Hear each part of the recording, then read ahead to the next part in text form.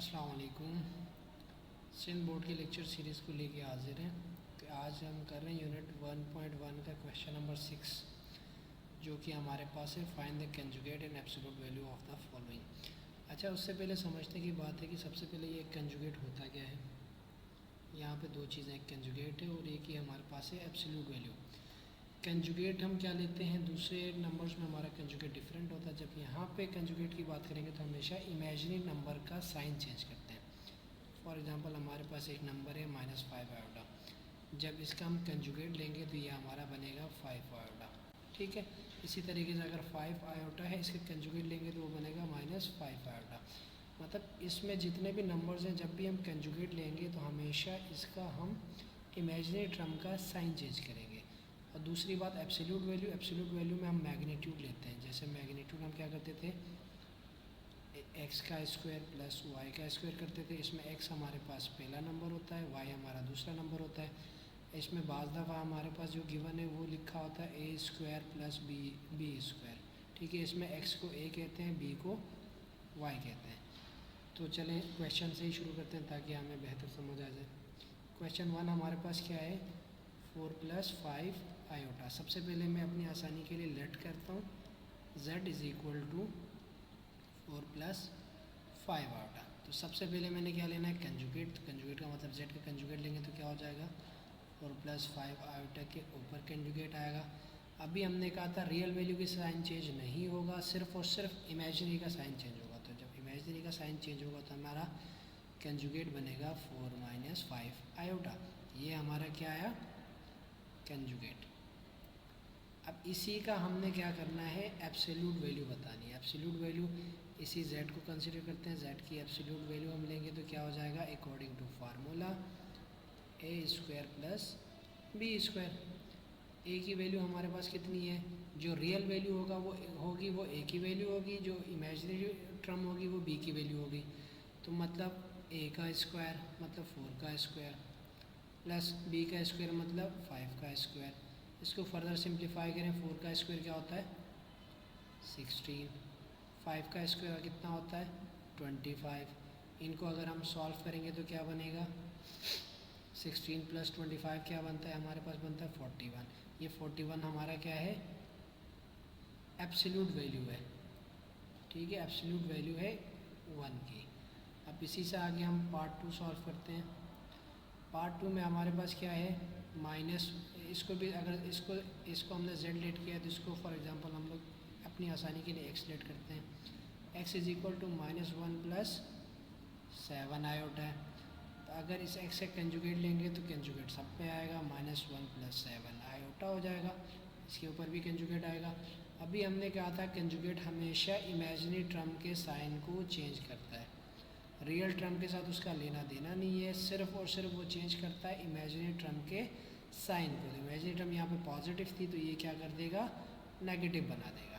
अब इसी x का मैं कंजुगेट लेता हूँ तो क्या हो जाएगा, कंजुगेट अभी हमने कहा था x का a का स्क्वायर प्लस b का स्क्वायर होता है। इस केस में a की वैल्यू कितनी है, a की वैल्यू -1 है तो -1 का स्क्वायर, b की वैल्यू 7 है तो 7 का स्क्वायर। ठीक है, इसको यहाँ से जगह बनाते हैं। तो यहाँ पे क्या हो जाएगा, a की 1 का स्क्वायर क्या होता है, -1 का स्क्वायर 1 होता है पॉजिटिव, और 7 का स्क्वायर 49 होता है। तो हमारे पास x का कंजुगेट क्या बना, √50। समझ आया? अच्छा, पहले दोनों समझ आ गए। अब बढ़ते हैं अगले क्वेश्चन में। 3 हमारे पास क्या है, 3 में हमारे पास देखो सिर्फ और सिर्फ हमारे पास क्या है, इमेजिनरी टर्म है √3 आयोटा।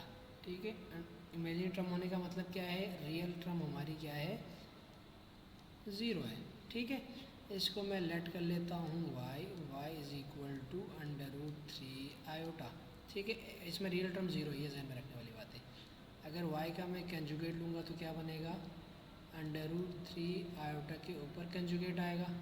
अब चूँकि कंजुगेट हमेशा इमेजिनरी टर्म का साइन चेंज करता है, ये है ही इमेजिनरी टर्म, तो ये बन जाएगा -√3 आयोटा। ये हमारा y का बना कंजुगेट।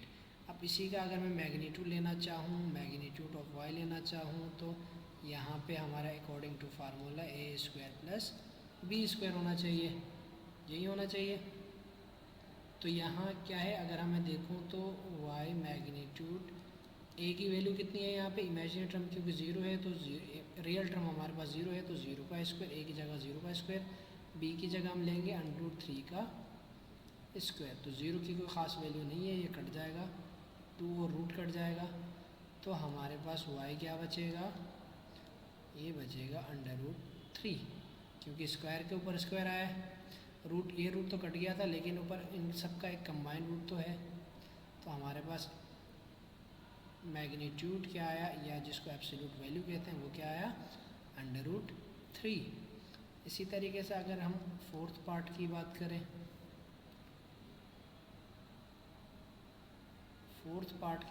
तो फोर्थ हमारे पास है, इसको भी कोई नंबर लेट करते हैं, इसको z लेट करते हैं, z is equal to √7 - 3 iota. ठीक है, सबसे पहले हमने लेना है इसका कंजुगेट, तो कंजुगेट के लिए हम ऊपर बार ले लेते हैं, तो ये बार हम इसके ऊपर भी लेंगे। अभी हमने एक बार फिर कहा था ऊपर कि कंजुगेट हमेशा इमेजिनरी टर्म के साइन को चेंज करता है, नेगेटिव होगा तो पॉजिटिव कर देगा, पॉजिटिव होगा तो नेगेटिव कर देगा।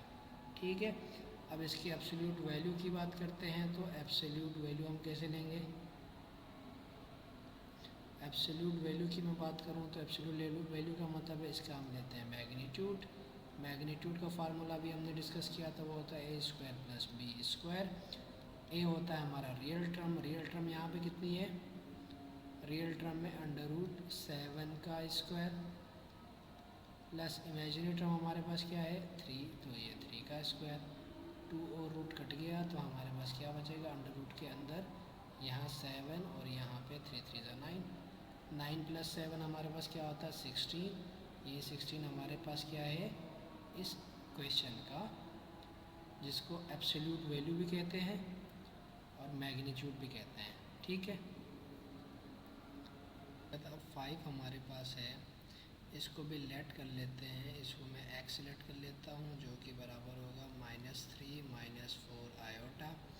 हमने क्या लेना है, सबसे पहले इसका कंजुगेट लेना है, कंजुगेट का सिंबल हमारे पास ऊपर उस वेरिएबल के ऊपर बार है, तो यही बार हम लगाएंगे -3 - 4 आयोटा के ऊपर। हमने पिछले क्वेश्चन में जिक्र किया था कि कंजुगेट हमेशा इमेजिनरी टर्म्स के साइन को चेंज करता है।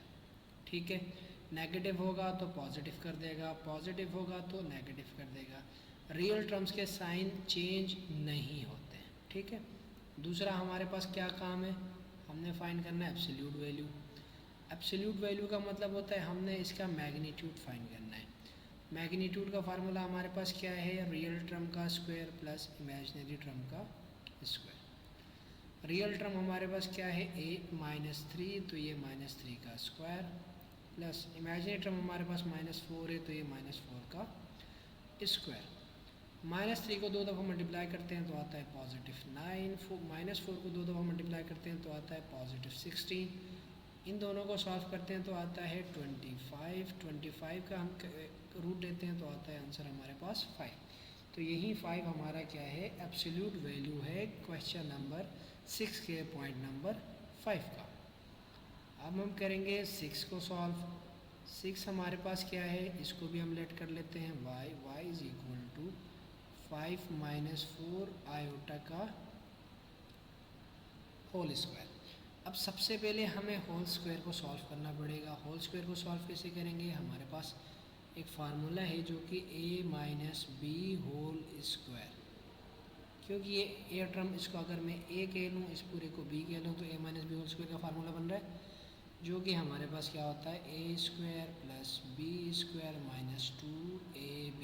ठीक हो गया, तो यहीं पे यहाँ पे भी अप्लाई करते हैं। तो a का स्क्वायर का मतलब है 5 का स्क्वायर प्लस b का स्क्वायर का मतलब है 4 आयोटा का स्क्वायर, माइनस फार्मूले का 2b फार्मूले का, a की वैल्यू 5 है, b की वैल्यू 4 आयोटा है। 5 का स्क्वायर हमारे पास होता है 25, 4 आयोटा का स्क्वायर, 4 का स्क्वायर तो 16 होगा, आयोटा का स्क्वायर आयोटा स्क्वायर हो जाएगा, -2 5 10, 10 4 40 और ये आयोटा साथ में आएगा। हमने एक और चीज़ हमने पढ़ी थी, आयोटा का स्क्वायर हमेशा होता है -1 के बराबर। ठीक हो गया। तो 25 + 16 × -1 - 40 आयोटा।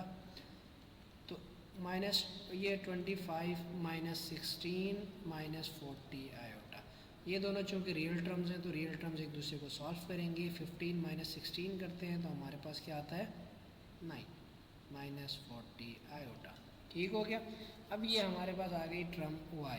इसी का अब हम लेंगे कंजुगेट। कंजुगेट लेने के लिए क्या करना पड़ता है, हमने पहले कहा था कि पूरी टर्म के ऊपर हम लेंगे मोड। मोड पे क्या होगा, रियल टर्म के साथ कुछ भी नहीं होगा, सिर्फ और सिर्फ साइन चेंज होगा तो इमेजिनरी टर्म का होगा। तो कंजुगेट हमें मिल गया। ओके हो गया जी। अब इसी से मिलता जुलता यहाँ पे हम इसी y का हम क्या लेंगे, एब्सोल्यूट वैल्यू लेंगे। रियल वैल्यू हमारे पास 9 है, 9 का स्क्वायर प्लस फार्मूले का इमेजिनरी टर्म हमारे पास -40 है तो -40 का स्क्वायर। 9 का स्क्वायर कितना होता है, ये होता है 81। 40 का स्क्वायर क्या होता है, वो होता है 1600। इन दोनों को कंबाइनली सॉल्व करोगे तो क्या हो जाएगा 681। देखें अगर इसका एग्जैक्ट रूट मौजूद है तो लिख लें, अदरवाइज़ यही हमारा क्या है आंसर है। ठीक है, 6 समझ आ गया। अब बढ़ते हैं 7 की तरफ। 7 हमारे पास क्या है, 7 को भी हम एक लेट करते हैं, वेरिएबल लेट करते हैं। अभी हम सॉल्व करें 7 लेट, इसको z कर देते हैं। z = 2/3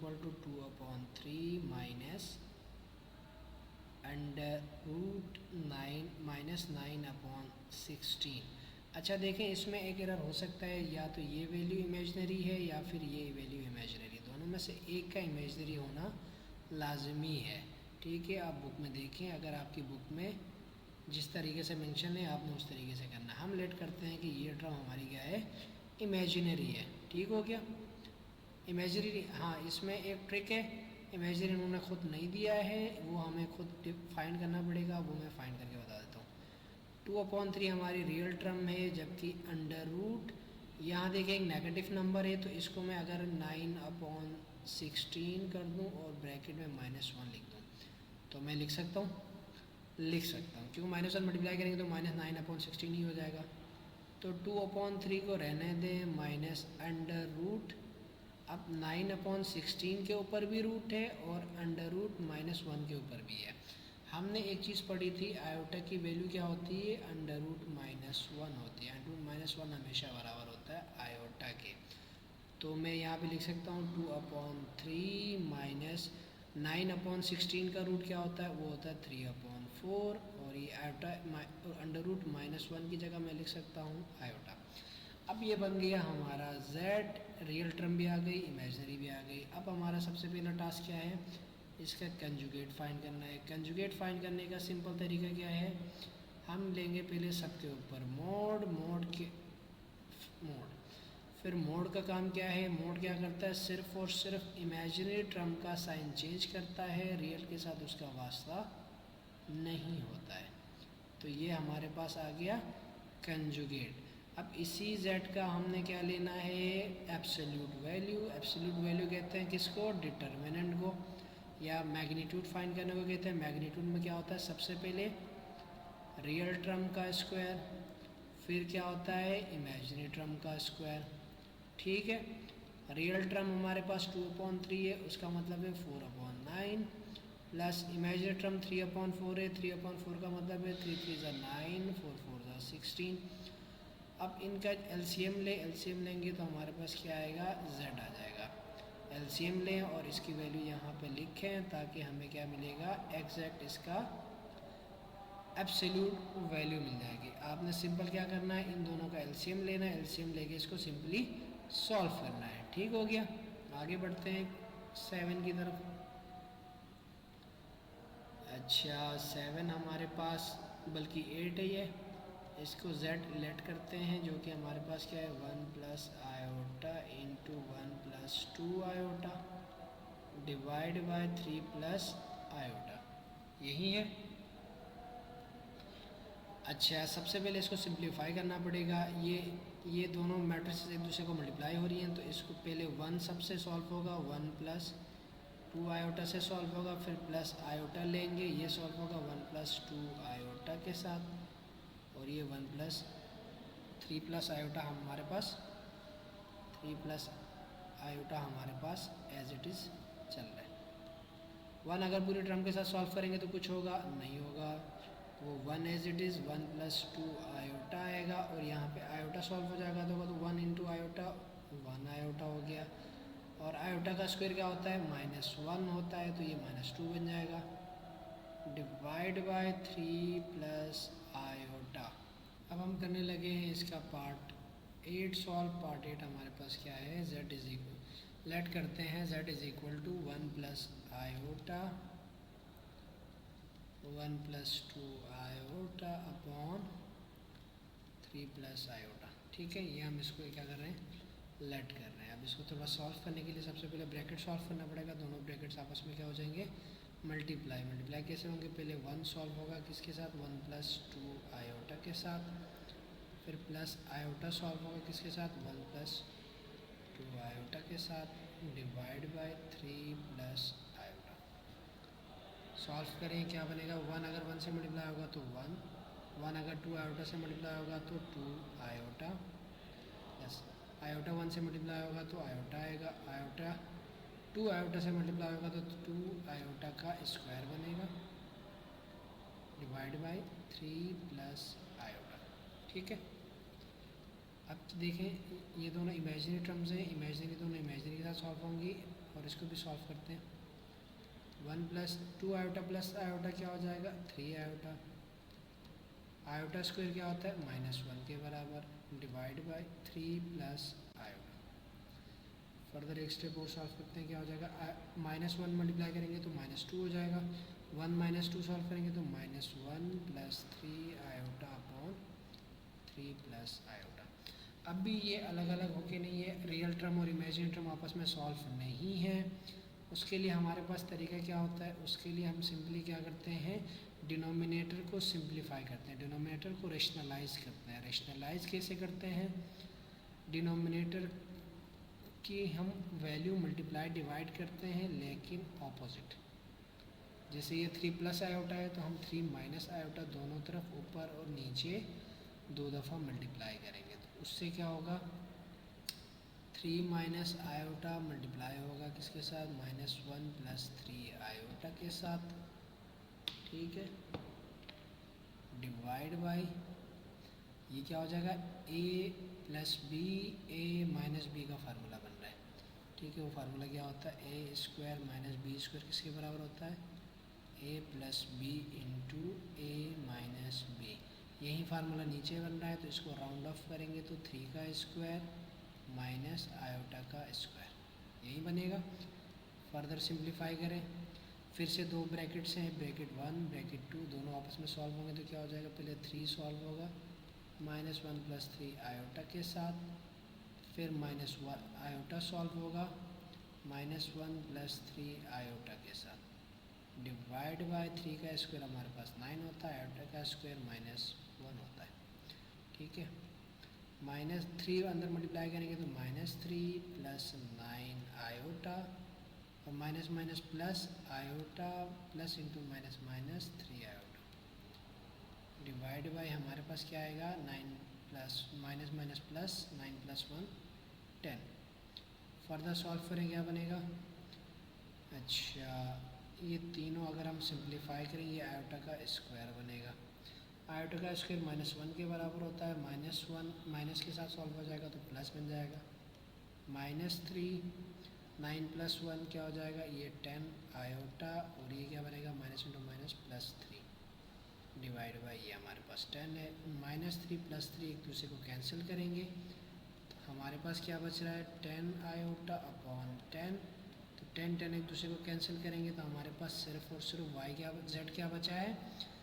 अब यहाँ पे z हमें क्या बचा, z is equal to iota. ठीक है, अब हमारे पास टर्म आ गई z is equal to iota. अब इसी z is equal to iota को हमने क्या करना है, z is equal to iota आया था, इसी का हमने सबसे पहले लेना है कंजुगेट। कंजुगेट लेंगे तो क्या होगा, आयोटा का कंजुगेट, अभी हमने कहा था कि कंजुगेट का मतलब है इमेजिनरी टर्म के साइन को चेंज करना, तो ये हमारे पास इसका आया क्या, कंजुगेट। अब इसी की मुझे क्या लेनी है, एब्सोल्यूट वैल्यू। एब्सोल्यूट वैल्यू हमारे पास बराबर होती है रियल टर्म का स्क्वायर प्लस इमेजिनरी टर्म का स्क्वायर। रियल टर्म यहाँ पे है नहीं तो ज़ीरो का स्क्वायर। इमेजिनरी टर्म हमारे पास आयोटा है लेकिन इसका कॉफिशिएंट लिखा जाता है तो 1 का स्क्वायर हो जाएगा। तो z का स्क्वायर इज इक्वल टू 0 की तो कोई ख़ास वैल्यू है नहीं, तो हमारे पास √1 हमारे पास बराबर होता है 1 का। तो इसकी एब्सोल्यूट वैल्यू हमें क्या मिली, 1। तो इंशाल्लाह अगली वीडियो में हम लोग क्वेश्चन नंबर 7 को सॉल्व करेंगे। तो इंशाल्लाह कोई भी क्वेरी है तो आप लोग हमें